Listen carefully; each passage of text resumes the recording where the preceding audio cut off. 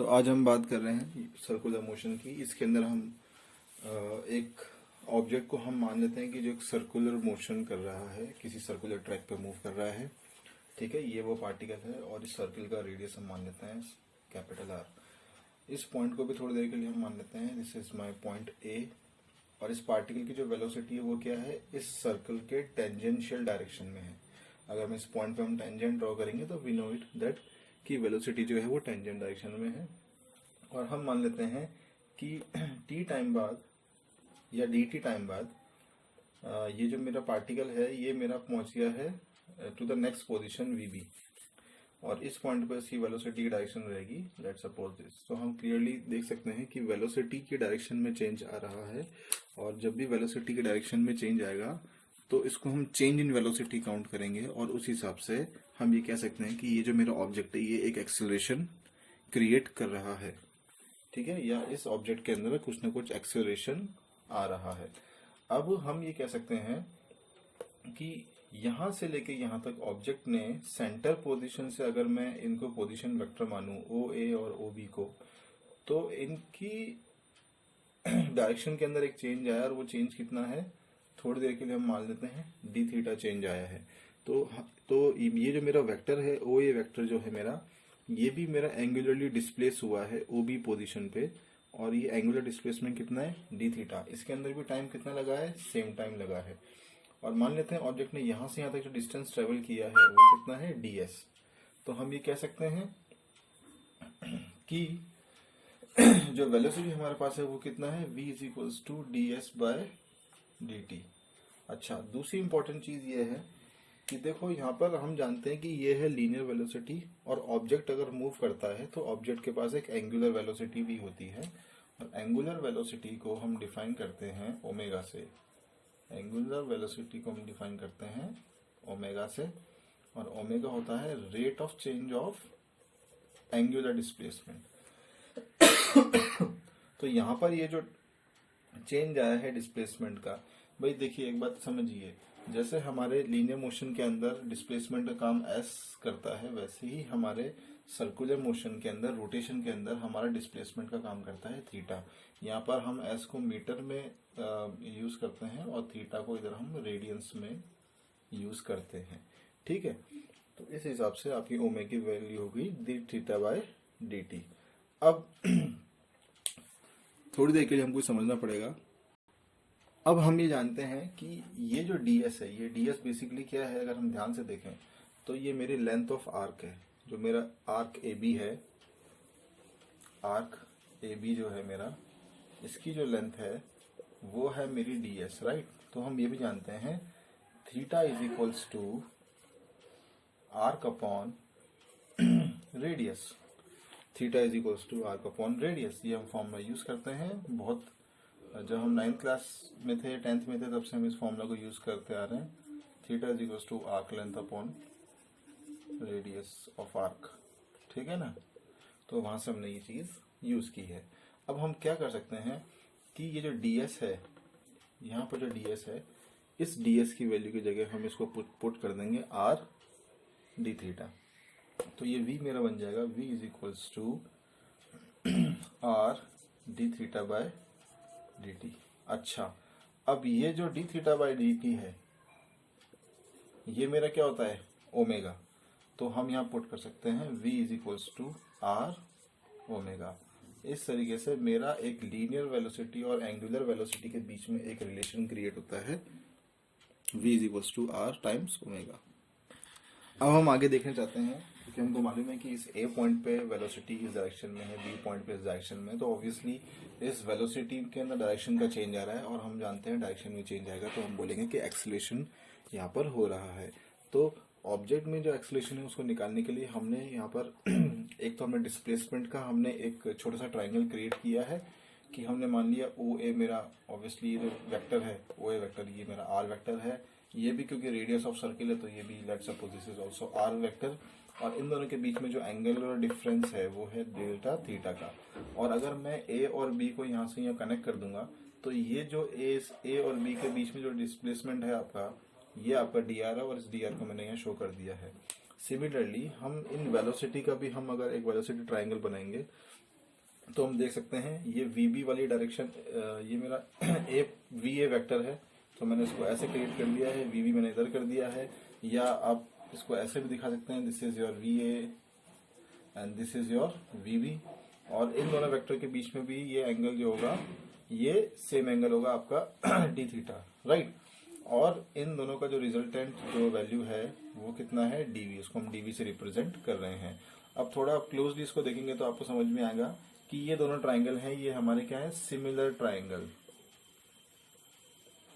अब similar triangle से according हम प्रॉपर्टी लगा सकते हैं कि that their sides are in the same ratio, their side divides each other in the same ratio. So by the similarity we can write dr upon dv is equals to, we can write r upon anything, you can write va or vb, because we know that अगर ये case मेरा uniform circular motion का है, if it is UCM, uniform circular motion, then value of va equals to value of v will be equals to the same value v, ठीक है। That hardly matters कि आप va use करें या vb use करें। अब अगर हम बात करें कि ये जो मेरा चेंज हुआ है वेलोसिटी का चेंज, इसकी वजह से एक्सेलरेशन क्रिएट हो रहा है, और उस एक्सेलरेशन की अगर हम बात करें तो उसकी वैल्यू मेरी क्या आएगी, that is again dv by dt। इस dt टाइम में कितना मेरा ऑब्जेक्ट एक्सेलरेट हुआ है from point this to point this, ठीक है। नाउ व्हाट, अब हम क्या कर सकते हैं इसके अंदर, हम ये कर सकते हैं कि यहाँ से हम dv की वैल्यू अगर हम निकालना चाहें तो dv की वैल्यू मेरी आ जाएगी dr अपॉन r। यहां से अगर हम dv की वैल्यू निकालें, so this will be dv is equals to dr into vb upon r। ये आपकी वैल्यू क्रिएट हुई थी। Now we are going to put this value over here, और वैल्यू पुट करने पर हमको एक्सलेशन मिलेगा dr upon dt into vb। तो क्लियरली हम देख सकते हैं dr बाय dt क्या है, dr ये है change in displacement upon change in time. ये change in displacement upon change in time मेरा क्या है, that is nothing but my velocity. तो again I can put it over like v upon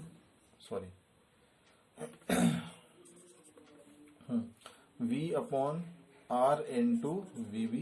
vb is also equals to v, so we can write it like a is equals to v square by r. So here is the relation between the acceleration. This acceleration is known as centripetal acceleration. Centripetal acceleration. It is called centripetal acceleration as this acceleration is always directed towards, क्योंकि ये जो acceleration है इसकी value हमेशा कहाँ होती है, it is always directed towards the center of the circle। तो हम यहाँ दिखा सकते हैं एक छोटा सा डायग्राम बना के कि अगर मेरे पास कोई ऑब्जेक्ट सर्कुलर मोशन कर रहा है, ठीक है, चाहे वो यूनिफॉर्म सर्कुलर मोशन हो चाहे नॉन यूनिफॉर्म हो, उस ऑब्जेक्ट के ऊपर एक एक्सेलरेशन लगता है सेंटर की तरफ, एक एक्सेलरेशन लगता है ऑब्जेक्ट के अंदर, ठीक है, एंड दिस इज कॉल्ड, वो कहीं भी हो, वो किसी भी पॉइंट पे हो, अगर वो सर्कुलर मोशन में मूव कर रहा है तो सेंटर की तरफ हमेशा एक एक्सेलरेशन रहेगा, और उसको हम बोलते हैं centripetal acceleration. This is the direction of velocity every time, ठीक है। और हमने देखा इस सेंट्रीपिटल एक्सेलरेशन की वैल्यू आ रही है उसकी tangential velocity divided by radius of curvature, जो भी सर्कुलर पाथ वो ट्रेवल कर रहा है उस सर्कुलर पाथ का रेडियस, ठीक है। और अभी अभी हमने थोड़ी देर पहले पढ़ा था कि v is equals to R omega होता है। अगर हम इस v की वैल्यू को यहाँ सब्स्टिट्यूट करें तो हम देख सकते हैं ये R square omega square upon R. तो सेंट्रीपिटल एक्सेलरेशन में अब इस आर से आर को हम कैंसिल कर देंगे तो ये आर ओमेगा स्क्वायर मेरा सेंट्रीपिटल एक्सेलरेशन ये मेरा लीनियर वेलोसिटी के टर्म्स में और ये मेरा एंगुलर वेलोसिटी के टर्म्स के अंदर मेरा सेंट्रीपिटल एक्सेलरेशन आ चुका है। अब इस चीज को अगर हम थोड़ी देर रुक के अगर हम सोचें कि क्या इसके पास सिर्फ एक यही एक्सेलरेशन है जो मेरे को दिखाई दे रहा है, तो मैं बोलूंगा नहीं, इसमें एक एक्सेलरेशन इस तरफ भी है टेंजेंशियल जो मुझे नहीं दिखाई दे रहा है अभी हाल फिलहाल, क्योंकि यही एक्सेलरेशन की वजह से ऑब्जेक्ट मेरा बार बार मूव कर रहा है। तो अगर मेरा नॉन सर्कुलर मोशन होगा तो ऑब्वियसली कोई ना कोई फोर्स चाहिए होगी इस ऑब्जेक्ट को सर्कुलर पाथ में मूव कराने के लिए। तो टेंजेंशियली एक एक्सेलरेशन उसके ऊपर लग रहा होगा जिसकी डायरेक्शन जो वेलोसिटी की डायरेक्शन है उसी डायरेक्शन में एक टेंजेंशियल एक्सेलरेशन भी क्रिएट हो रहा होगा, और एक सेंट्रीपिटल जिसको अपन बोलते हैं radial acceleration, this is also known as radial acceleration, ठीक है। तो एक रेडियल एक्सेलरेशन भी लग रहा है और एक अपना टेंजेंशियल एक्सेलरेशन भी लग रहा है। तो अब हम टेंजेंशियल एक्सेलरेशन की तरफ बढ़ने वाले हैं कि कैसे हम टेंजेंशियल एक्सेलरेशन को हम एक्सप्लेन कर पाएंगे। हाँ, तो दोस्तों आप ये देख सकते हैं कि कुछ लीनियर मोशन और सर्कुलर मोशन के बीच में कुछ चीज़ें हैं जो हमको समझनी पड़ेगी। जिस तरीके से लीनियर मोशन के अंदर डिस्प्लेसमेंट का काम करता है एस लीनियर डिस्प्लेसमेंट का, उसी तरीके से सर्कुलर मोशन में अभी हमने देखा कि एक एंगुलर डिस्प्लेसमेंट होता है जिसको हम थीटा से रिप्रेजेंट करते हैं और उसको रेडियन के अंदर मेजर करते हैं। दूसरी बात, यहाँ पर हमारी एंगुलर वेलोसिटी होती है जो ds/dt होती है। वहीं मेरा सर्कुलर मोशन के अंदर मेरे पास होती है angular velocity that is d theta by dt, that is rate of change of the angular displacement। वही हम यहाँ बात करते हैं हमारी जो लीनियर जो एक्सेलरेशन होती है वो du by dt होती है, या फिर हम उसको d square s by dt square भी बोलते हैं। और एक फॉर्म और उसकी और होती है जो आप लोग जानते हैं v dv by ds। उसी तरीके से हम एंगुलर एक्सेलरेशन को अल्फा से रिप्रेजेंट करते हैं और वो होता है d ओमेगा by dt, या फिर d square theta upon dt square, या फिर इसी तरीके से हम इसको रिप्रेजेंट कर सकते हैं omega d omega by d theta. पर रही बात हमारी टेंजेंशियल और एंगुलर एक्सेलरेशन के बीच में एक रिलेशन लाने की, तो हम ये जानते हैं कि ए जो मेरा होता है वो होता है dv बाय dt, और हम जानते हैं कि v इज इक्वल्स टू होता है r ओमेगा। तो अगर मैं इस जगह इसको रिप्लेस कर दूंगा तो ये मेरा बन जाएगा differentiation of r omega by dt। ठीक है भाई। अब हम इसके बाद ये जानते हैं कि अगर मैं इसको डिफरेंशिएट करूंगा तो बाय द चेन रूल हम लिख सकते हैं इसको r d omega by dt plus omega d r by dt। हम जानते हैं सर्कुलर मोशन के अंदर उस सर्किल का रेडियस हमेशा क्या रहेगा, कांस्टेंट रहेगा। तो ये जो टर्म है, ये जो डिफरेंशिएशन है कांस्टेंट का, ये क्या हो जाएगा, जीरो। तो सिर्फ मेरे पास जो चीज बचेगी वो ये बचेगी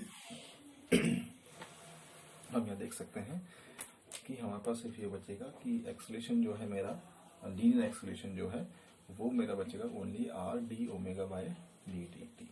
और हम जानते हैं d ओमेगा बाय dt मेरा क्या होता है, एंगुलर एक्सेलरेशन। तो a is equals to r alpha. तो हमने एक तरीके से लीनियर एक्सेलरेशन को एंगुलर एक्सेलरेशन के साथ हमने रिलेट कर दिया है। ठीक है बच्चों, कोई बात अगर नहीं समझ में आया तो आप कमेंट सेक्शन में इसको लिख सकते हैं कि मुझे ये चीज़ समझ में नहीं आई है। और हम ये कह सकते हैं कि ये जो मेरा ये जो मेरा लीनियर एक्सेलरेशन है, ये एक्चुअली मुझे कहाँ देखने को मिलेगा, तो लीनियर वेलोसिटी आपकी इस तरफ आती है और ऑब्जेक्ट मेरा सर्कुलर मोशन में मूव कर रहा है। तो ठीक है ना, तो ऑब्वियसली ये जो मेरा ए है, जिसको अपन टेंजेंशियल एक्सेलरेशन भी बोल सकते हैं at, ये मेरा इसी डायरेक्शन में होगा। This is my at, right.